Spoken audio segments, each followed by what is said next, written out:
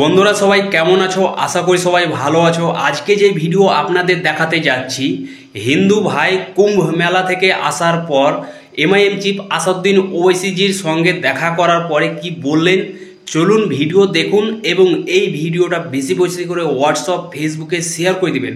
তো বন্ধুরা, ভিডিও শুরু করার আগে আপনাদেরকে আমি একটা ডিসক্লেমার দিয়ে দিচ্ছি, আমি কিন্তু কোনো পলিটিক্যাল পার্সন নই এবং আমাদের এই চ্যানেলটা একেবারে নিরপেক্ষ চ্যানেল।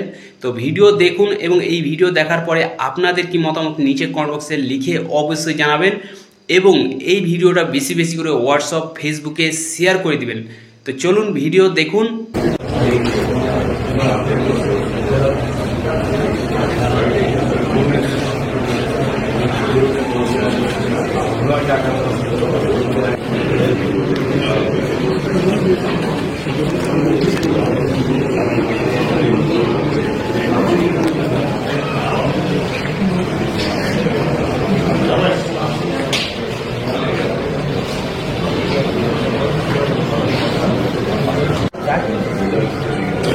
তো বন্ধুরা, যেমন কি আপনাদেরকে আমি ভিডিও দেখালাম, আই হোপ আপনাদের ভিডিও পছন্দ হয়েছে। যদি পছন্দ হয়ে থাকে তাহলে একটা লাইক করে দিবেন এবং এই ভিডিওটা হোয়াটসঅ্যাপ ফেসবুকে শেয়ার